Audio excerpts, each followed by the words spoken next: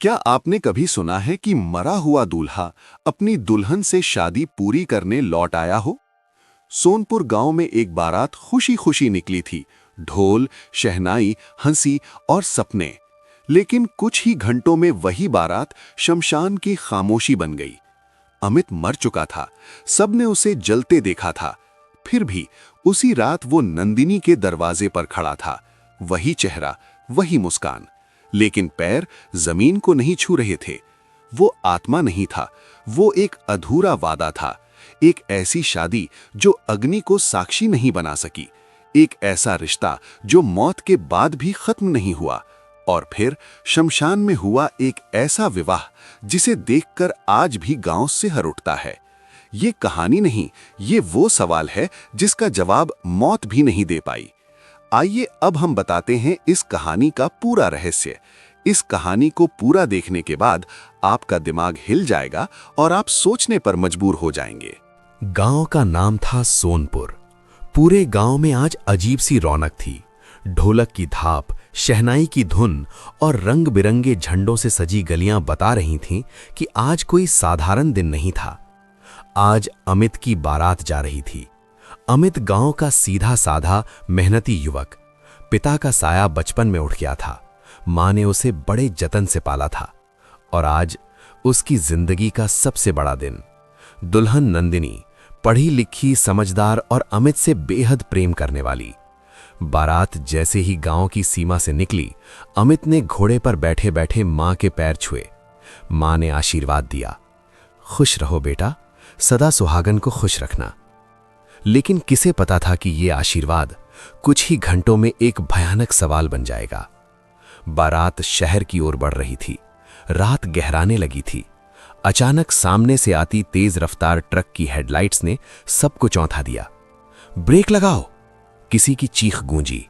लेकिन समय नहीं था। एक जोरदार टक्कर हुई। ढोलक चुप हो गई। शहनाई की आवाज हवा में घुल गई। चारों ओर चीख पुकार मच गई। अमित घोड़े से नीचे गिरा पड़ा था, खून से लथपथ। डॉक्टर ने अस्पताल में बस इतना कहा, माफ कीजिए, देर हो चुकी है।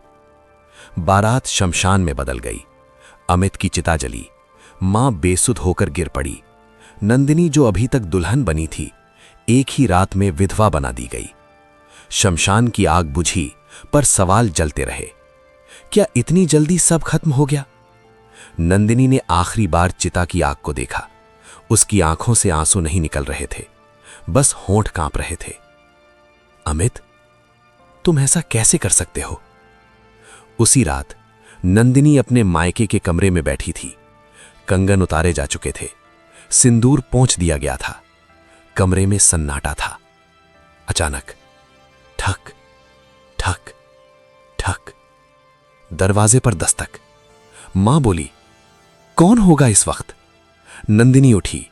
जैसे ही दरवाजा खोला, उसके पैरों तले जमीन खिसक गई। सामने अमित खड़ा था। वही चेहरा, वही आंखें, वही मुस्कान। लेकिन उसके पैर जमीन को छू नहीं रहे थे। नंदिनी की चीख गले में अटक गई। अमित? अमित की आवाज आई, डर मत नंदिनी, मैं बस तुझसे मिलने आया हूं। तुम तो... हां, अमित ने बात काटी, मैं मर चुका हूं। पूरा घर जाग उठा। लोग इकट्ठा हो गए। कोई उसे छूने की हिम्मत नहीं कर पा रहा था। गांव के बुजुर्ग बोले, ये आत्मा है, इसे शांति नहीं मिली। लेकिन अमित बोला, मैं आत्मा नहीं हूं, मैं एक वादा हूं। अमित ने बताया, हमारी शादी अधूरी रह गई।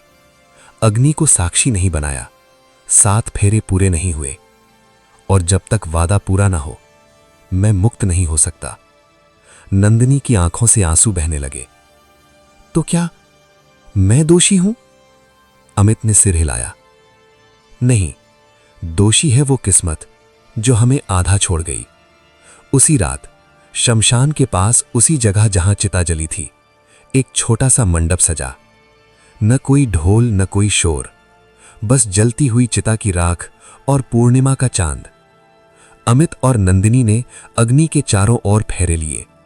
7वां फेरा पूरा होते ही अमित मुस्कुराया। अब मैं जा सकता हूं। अमित धीरे धीरे धुंध में बदलने लगा। नंदिनी चीख पड़ी, मत जाओ।